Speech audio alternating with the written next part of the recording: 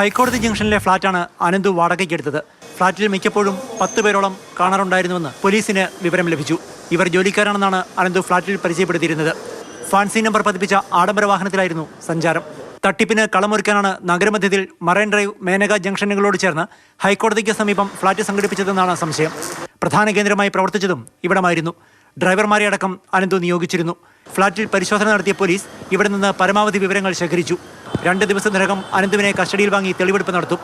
പകുതി വിലയ്ക്ക് സ്കൂട്ടർ നൽകാമെന്ന് വാഗ്ദാനം ചെയ്ത് 300 കോടിയിലധികം രൂപയാണ് അനന്തുവും സംഘവും തട്ടിയെടുത്തത്. തട്ടിപ്പിന്റെ തോത് ഇനിയും ഉയരുമെന്നാണ് കരുതുന്നത്. കോർപ്പറേറ്റ് സ്ഥാപനങ്ങളുടെ സാമൂഹിക പ്രതിബദ്ധതാ ഫണ്ട് ഉപയോഗിച്ച് യഥാർത്ഥ വിലയുടെ പകുതി വിലയ്ക്ക് സ്കൂട്ടർ നൽകാമെന്ന് വാഗ്ദാനം ചെയ്താണ് തൊടുപുഴ സ്വദേശി അനന്തു 300 കോടിയിലധികം രൂപ തട്ടിയെടുത്തത്. സംസ്ഥാനത്ത് 75ലധികം ബ്ലോക്കുകളിലായി ഏതാണ്ട് 300 കോടിയിലധികം രൂപയുടെ തട്ടിപ്പാണ് അനന്തു കൃഷ്ണൻ എന്ന 26-കാരനും സംഘവും നടത്തിയത് എന്നാണ് നിലവിൽ പുറത്തുവന്നിരിക്കുന്ന വിവരം. അതേസമയം തട്ടിപ്പിന്റെ വ്യാപ്തി ഇനിയും കൂടുമെന്ന് നിസ്സംശയം പറയാം. അനീഷ് തോട്ടയ്ക്കാടിനൊപ്പം പ്രദീപ് ജോസഫ്, മാതൃഭൂമി ന്യൂസ്, കൊച്ചി.